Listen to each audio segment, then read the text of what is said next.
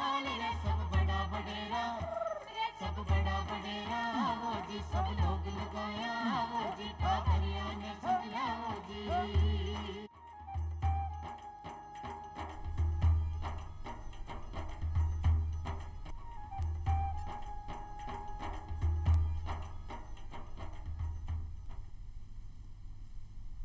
चौपाल देखने वाला सबला दर्शका ने राम राम सा भाई जागो ग्राहक जागो को नारा लेकर आपने सबने पता है कि 15 मार्च ने विश्व उपभोक्ता अधिकार दिवस मनाया जावे है। इसलिए सभी उपभोक्ता ने आपा सचेत कर दिया कि भाई कोई भी सामान खरीदता समय कोई भी सेवा लेता समय आपने के सावधानी बरतनी चाहिए।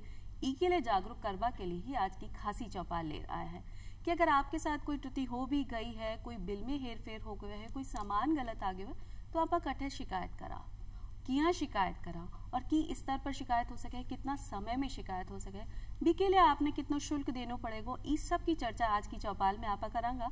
और चर्चा करवा के लिए मैं आमंत्रित किया है चंद्रभान गुप्ता साहब ने, जो कि पूर्व जिला एवं सत्र न्यायाधीश हैं। गुप्ता साहब आपको बहुत बहुत स्वागत है चौपाल में। बी के साथ ही मैं आमंत्रित किया है अधिवक्ता उपभोक्ता मामला का प्रमोद कुमार खंडेलवाल साहब ने। खंडेलवाल जी थाको भी बहुत बहुत स्वागत कर रहा चौपाल में। नमस्कार जी हाँ कि आज आप मना रहे हैं विश्व उपभोक्ता अधिकार दिवस, तो सबसे पहला सवाल आपनो यही बने है कि दर्शक ने भी समझ में आया कि भाई आप उपभोक्ता किने कैसे कहा, उपभोक्ता से आपनो तात्पर्य के है, मतलब कौन कौन सा व्यक्ति उपभोक्ता हो सके, जैसा थे जी। उपभोक्ता का मतलब है जो या तो किसी वस्तु को उपभोग करने के लिए खरीदता है या किसी सेवा को अपने उपयोग के लिए लेता है। अब ऐसी वस्तु खरीदी गई या जो सेवा ली गई है उसमें अगर किसी तरह की कोई कमी हो या दोष हो तो ऐसे मामलों के निवारण के लिए उपभोक्ता अदालतें बनाई हुई है। जी जी। तो आप यूँ कैसा कहा कि भाई अगर आप कोई सामान खरीद भी रहा है तो भी आप उपभोक्ता है, या कोई सेवा ले रहा है तो भी आप उपभोक्ता की श्रेणी में आवा। एक सवाल मन में आवे कि जी भाई जो दुकानदार है वो भी माल खरीदे हैं और फिर आगे बेचान करें, तो कहीं प्रमोद जी वो भी उपभोक्ता की श्रेणी में ही आवे? ऐसा नहीं है। उपभोक्ता वो होता है जो सामान खरीद रहा है और अपने वो उपयोग या उपभोग कर रहा है अपने लिए। वो अगर वो सामान खरीद कर कहीं और बेचान करता है, उसका व्यावसायिक या वाणिज्यिक उपयोग करता है, तो वह उपभोक्ता की श्रेणी में नहीं आता है। और यदि वह सामान कहीं सेकेंड हैंड भी खरीद के ला रहा है और अगर वो बेच रहा है तो वहाँ भी वो उपभोक्ता की श्रेणी में नहीं आएगा। उपभोक्ता का अर्थ है कि वह सामान खरीद कर अपने लिए ही यूज करे, वो किसी प्रकार का उसके ऊपर व्यावसायिक कार्य ना करे। यानी उपभोक्ता मतलब उपभोग करना, कि आप कोई भी सामान खरीदते हो वी इस्तेमाल आपने स्वयं नहीं करना है, तभी आप उपभोक्ता की श्रेणी में आ सको। आजकल देखियो जावे कि बहुत सारी परेशानी आ जावे। अब आप कोई सामान खरीदा था तो भी को नाप तोल कम हो जावे, या वो खराब सामान है, या बी में कोई त्रुटि है, या आपने साथ कोई बिना मानक की वस्तु दे दी गई है, तो ऐसी और कौन कौन सी परेशानी एक उपभोक्ता ने आ सके है? उपभोक्ता ने परेशानी का जहाँ तक सवाल है उसमें सामान में कोई कमी है ये तो आती है, पर सेवाएं जो लेते हैं उसमें भी अगर कोई कमी है तो उसका भी उसको अधिकार है कि उन कमियों को दूर कराए या अपनी क्षतिपूर्ति ले। हाँ। तो ऐसी कौन कौन सी सेवाएं हैं जिनमें आप शिकायत भी दर्ज करा सका और क्षतिपूर्ति को भी आपनो अधिकार है? सभी प्रकार की जो सेवाएं होती है जिसमें उपभोक्ता कहलाता है, उपभोक्ता की परिभाषा में जो भी सेवाएं आती है उसके लिए एक उपभोक्ता है, वो त्रिस्तरीय जो अदालत है या हम उनको आयोग कहेंगे, अब नाम चेंज हो गया है 2019 के बाद, तो उसमें अपनी वो शिकायत दर्ज करा सकता है और अपनी शिकायत का वहाँ से निवारण प्राप्त कर सकता है। तो प्रमोद जी ऐसी कौन कौन सी सेवा है जो उपभोक्ता का दायरा में आवे हैं, एक बार वो भी अपना दर्शकों ने विस्तार से बताया तो भी इन्हें सही तरीका से समझ। उपभोक्ता के अंदर ऐसा है जैसे हमारे ग्रामीण भाई है, कोई कृषि यंत्र या खाद बीज से संबंधित कोई सामान है वह दुकानदार से जाकर खरीदते हैं तो वो उपभोक्ता की श्रेणी में आते हैं। यदि वो घर के लिए घरेलू सामान है जैसे कोई ग्रोसरी आइटम हो या हम कह सकते हैं घर में कोई फ्रिज है, कूलर है, एसी है, ऐसे सामान लाता है तो वो भी उपभोक्ता की श्रेणी में आता है। वाहन खरीदता है, घर खरीदता है, वहाँ भी उपभोक्ता की श्रेणी में आता है। और किसी प्रकार की जो सेवा लेता है जैसे बैंक से संबंधित सेवाएं लेता है, इंश्योरेंस से संबंधित सेवाएं लेता है, या किसी प्रकार का जो हेल्थ बीमा है, ये सभी प्रकार की जो सेवाएं है ये भी उपभोक्ता की श्रेणी में आती है। एक प्रश्न आ रहा है जी कि आजकल शादी ब्याह को चलन है, आप इवेंट मैनेजमेंट ने देते हैं आपको बहुत सारी सेवाएं भी आप दूसरा लोगों से लेवा कि आपनो काम वो सही तरीका से करें, बीमे भी अगर त्रुटि आवे तो वो भी सेवा के अधीन ही आवे। आप बिल्कुल सही कह रहे हैं, वह भी कंज्यूमर के अंतर्गत ही आते हैं। लेकिन यहाँ पर क्या होता है, जब हम कोई इवेंट मैनेजमेंट कराते हैं किसी के द्वारा, तो हमें उसकी पक्की रसीद लेनी चाहिए, तब तो हम उसको आगे जाके चैलेंज कर सकते हैं। कई बार हम व्यवहार के अंतर्गत क्या करते हैं, इवेंट मैनेजमेंट वाला है और हम उससे पक्की रसीद नहीं लेते हैं, तो हमको आगे जाके बहुत कठिनाई का सामना करना पड़ता है। तो आपने की सावधानी बरतनी चाहिए जब आप उपभोक्ता है, चाहे आप कोई सेवा ले रहा है या वस्तु क्रय कर रहा है, तो ऐसे में की सावधानी बरतनी चाहिए कि इस त्रुटि को सामना नहीं करना पड़े। बहुत अच्छा सवाल किया है आपने।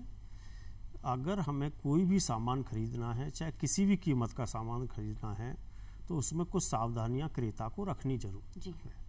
जैसे सबसे पहली सावधानी ये कि वो सामान खुद उसको जांच के परख के तब खरीदना चाहिए। यानी एक कानून में कहावत है, क्रेता सावधान का सिद्धांत। इसके अलावा जो भी सामान खरीद रहे हो आप और उसका मूल्य चुका रहे हो, तो उस सामान को खरीदने का बिल और भुगतान की रसीद, ये दोनों चीज़ आपके पास होना बहुत ज़रूरी है। क्योंकि मगर इसके कोई आपकी बात को कैसे विश्वास करेगा कि आपने ये सामान इतने में खरीदा है। इसी तरह अगर आपने कोई सेवाएं ली हैं, तो उसके संबंध में जो भी उससे शर्तें तय हुई हैं, तो उन शर्तों का भी लिखित में कोई ब्यौरा अपने पास बिल में, गारंटी में, वारंटी में जो भी है वो होना ज़रूरी है, क्योंकि उन्हीं के आधार पर अदालतें अपना फैसला करेंगी। जी, तो आपने पास सबसे ज़रूरी बात यह है कि चीज़ आप देखभाल करके लेवा और भी के साथ जो बिल है वो आवश्यक रूप से आपने होना चाहिए। जैसे जी आपने बताया कि आपने बिल लेना चाहिए, लेकिन कई बार अपन जैसे कोई भी ऐसी चीज़ ले जावा तो कई बार आपनो जो विक्रेता है वो बोले कि भाई आप कच्चो बिल ले जाओ तो भी में आपने फायदा है कि कोई चीज़ की रेट कम लग जाएगी या आपने टैक्स कम देना पड़ेगा, तो कहीं कच्चो बिल लेना भी मान्य है? नहीं, कच्चा बिल हमें नहीं लेना चाहिए। उसके दो नुकसान हैं जी। एक तो आपका दावा जो भी आप अदालत में करने जाओगे पुख्ता नहीं माना जाएगा। दूसरा, आप उससे क्या है, वो दुकानदार टैक्स की भी चोरी कर रहा है, क्योंकि सरकार को जो आमदनी होती है बिल देने पर, जो जीएसटी लगता है आज के दिनों में, वो भी वो नहीं चुका पाता है। इसलिए हमेशा ही आपको पक्का बिल लेने के लिए मजबूर करना चाहिए। जी, तो हमेशा आपने ग्राहक ने आई ध्यान रखना चाहिए कि आपने अगर कोई भी सामान खरीद रहा हो तो बिको पक्को बिल आपने आवश्यक रूप से मांगना है।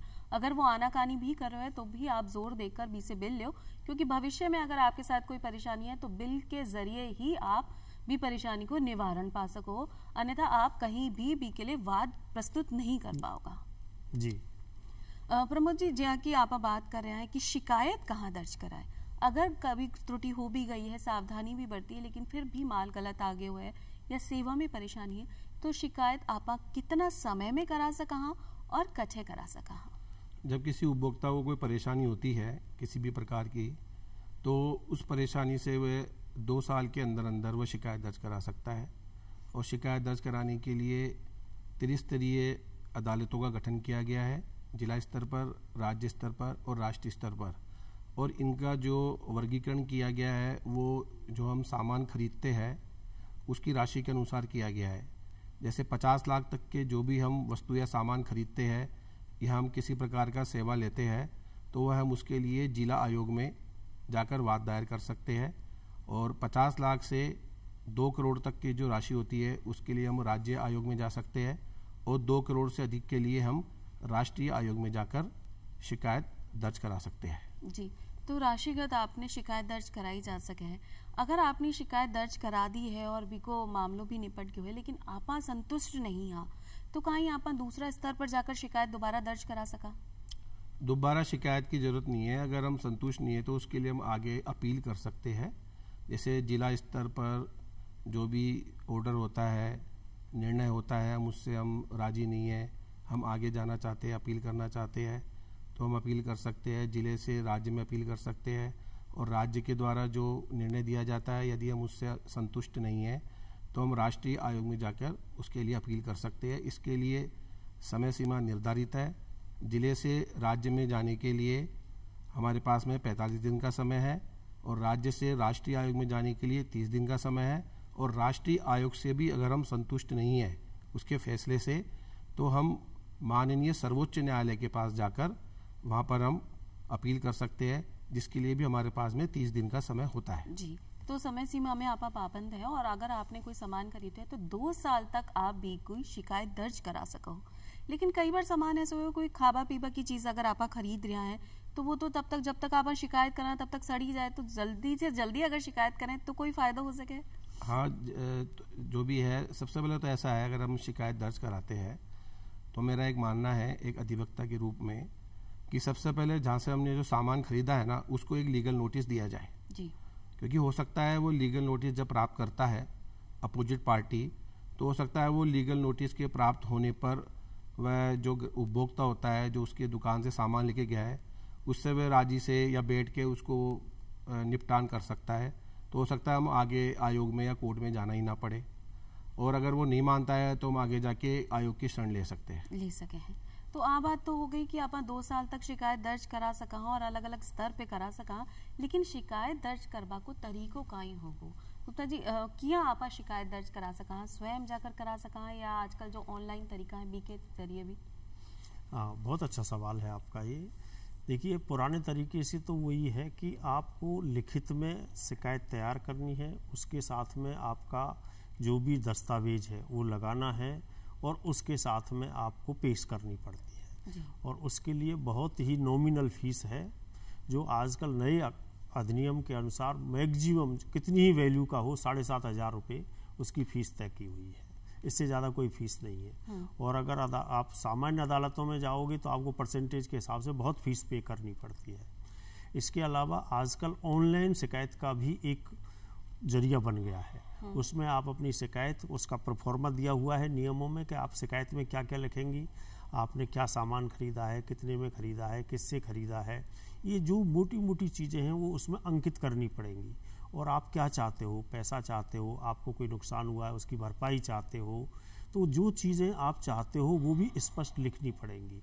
तो शिकायत का कोई ऐसा नहीं है कि आपने ये नहीं लिखा है तो ऐसा हो जाएगा, पर सामान्य तरीके से जो बातें हुई हैं आपके साथ, जो आपने कागज़ लगाए हैं, दस्तावेज लगाए हैं, उन सब का हवाला देते हुए आप क्या चाहते हो उनसे वो लिखना पड़ता है। जी, तो गुप्ता साहब, जब आपने बोलो कि आप जो दस्तावेज लगावा तो वो कौन कौन सा दस्तावेज आपने लगाने पड़े हैं अगर कोई शिकायत दर्ज करानी है तो? जैसा कि मैंने शुरू में कहा था आपको कि आपने अगर मान लो कोई सामान खरीदा है तो उसका बिल लिया है, उसका जो भुगतान किया है वो दस्तावेज है। अब उस सामान में क्या खराबी है इसके बारे में आप अगर किसी से आपने जांच करा ली है या आपने किसी से अपनी तरीके से माना है कि इसमें ये खराबी है, तो उससे संबंधित कोई बात हो या कोई दस्तावेज तैयार हुआ हो तो वो आपको लगाना है। जैसे आपने कोई दवाई खरीदी और वो एक्सपायरी डेट की हो गई है, तो जो दवाई खरीदी हुई है उसकी एक्सपायरी डेट उस बिल के साथ में लगानी है कि ये डेट में दिया था मुझे और इसकी ये पहले से ही ख़त्म हो गई है।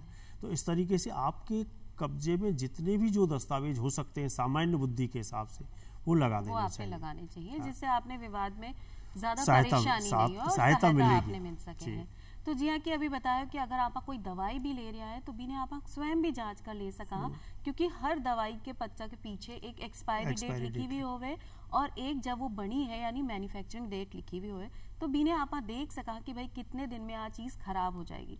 तो बीमे भी आप सावधानी कर सका, कोई माल ले रहा है तो बीने आप देखभाल करके ही अगर लेवा तो आपने पास विवाद होगो ही नहीं, त्रुटि की संभावना ही नहीं रह जाएगी। और अगर गलती से त्रुटि हो भी जाए तो आप अपना जिला स्तर पर भी शिकायत दर्ज करा सका।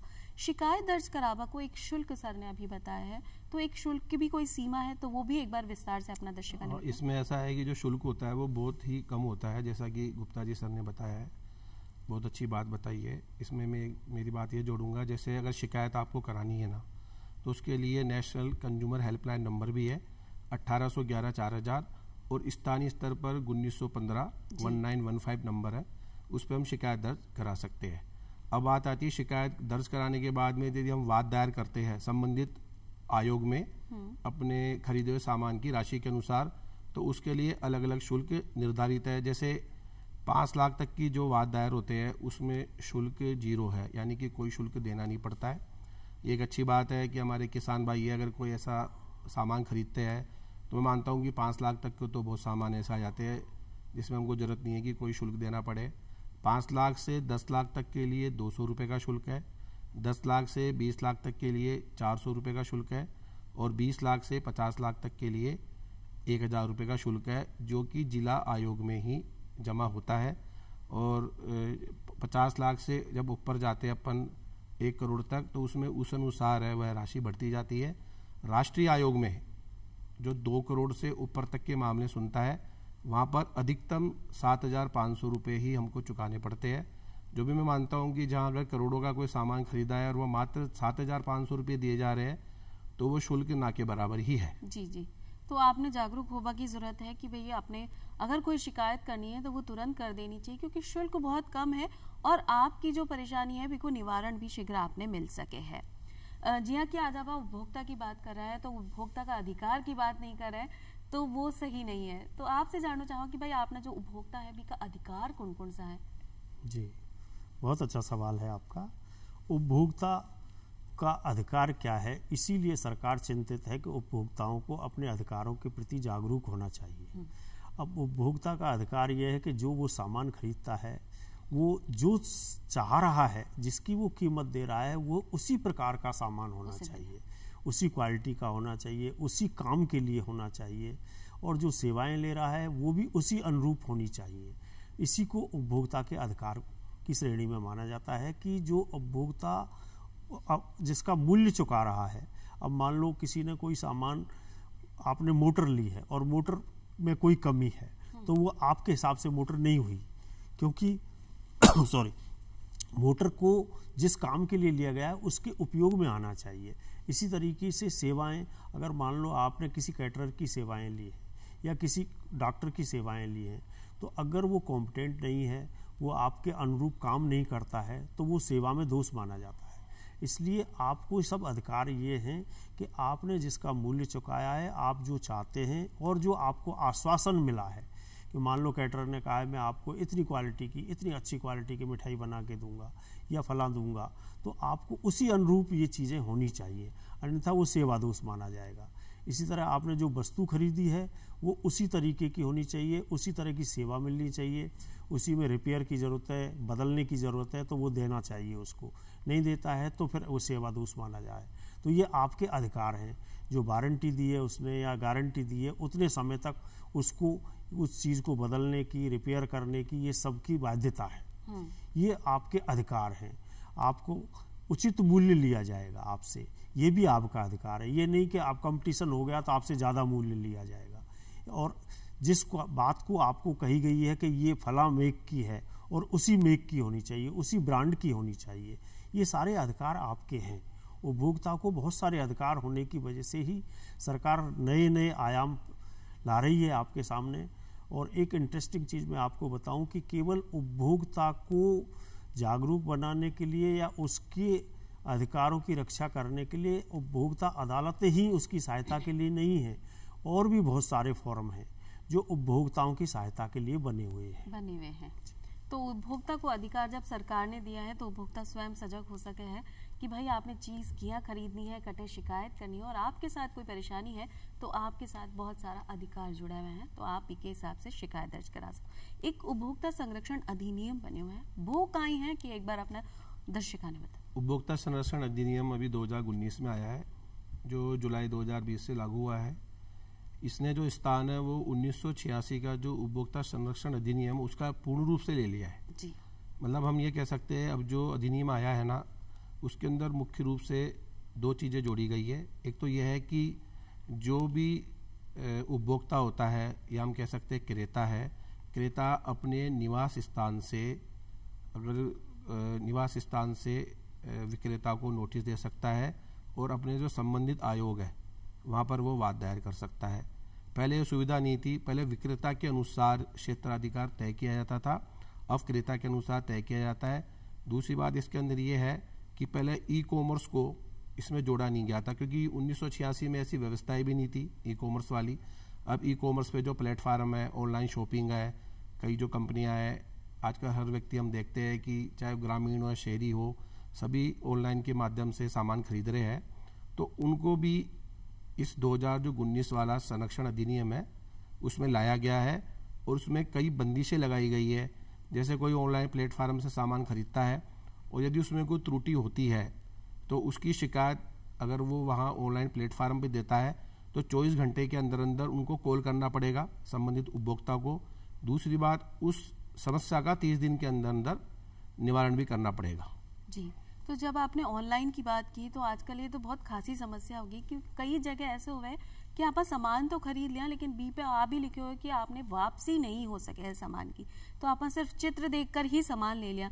तो कहीं ऐसे में भी आप कहीं शिकायत दर्ज करा सका कि आपने सामान तो मंगा लियो लेकिन वापसी की कोई गुंजाइश नहीं है? तो आपकी बहुत गहरी बात है और ये समझने का फेर होता है, क्योंकि जो ऑनलाइन प्लेटफार्म्स है उस पर कोई भी सामान है उसकी फ़ोटो देखकर आदमी सामान खरीदता है जी, लेकिन फ़ोटो के साथ में उस सामान का विस्तृत विवरण भी उस पॉइंट पे दिया हुआ रहता है।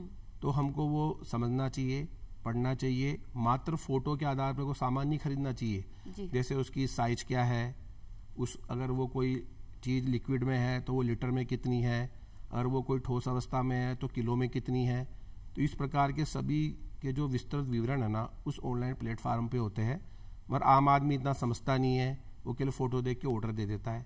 और दूसरी बात है, ऑर्डर देने के बाद जब सामान आपके घर पे आ जाता है तो उसको खोलकर दिखाने का जो फ़र्ज है वो जो डिलीवरी बॉय होता है उसका होता है। क्योंकि कई बार हमने देखा है कि आए दिन अखबार में पढ़ते हैं कि किसी कंपनी के द्वारा सामान मंगाया, ऑनलाइन सामान मंगाया और पता लगा मोबाइल मंगाया था और उसके अंदर तो कुछ और चीज़ निकल के आ गई जी। तो इस प्रकार से क्या होता है, आजकल अगर कोई सामान खरीद रहा है तो जो डिलीवरी आएगा, डिलीवरी बॉय आएगा, वो है उस सामान को खोलकर दिखाएगा। ये उसका भी नैतिक दायित्व है और ये आपका अधिकार है। तो आप उसको बोल सकते हो कि भाई हमारे सामने खोल के दिखाओ, और जब वो खोल के दिखाता है तो वो भी वीडियो की रिकॉर्डिंग अपने मोबाइल पे कर लेता है। तो इस प्रकार से जो उपभोक्ता है उसके अधिकारों में पहले से अधिक शक्तियों का संवर्धन हुआ है। जी जी। और बीच में एक बार प्रमोद जी आपने बात कही कि भाई जो अपना किसान भाई हैं, कई बार आपने उर्वरक भी खरीदे हैं, बीज भी खरीदे हैं, तो बीज आपने खरीद लिया और बी को उपयोग कर लिया अपनी फसला में और फसल अपनी सही हुई नहीं, यानी बीज में त्रुटि हुई, तो ऐसे में आप किया शिकायत दर्ज करा सका? क्योंकि बीज तो अपने पास खत्म हो गया, आपने पास सिर्फ बिल है। ऐसा है कि उपभोक्ता को हमेशा सावधान रहना चाहिए, सतर्क रहना चाहिए, क्योंकि हमेशा ये बात ध्यान रखने योग्य है कि कानून भी उसका साथ देता है जो व्यक्ति सावधान है, क्योंकि जो आलसी होता है उसका कानून भी नहीं होता है।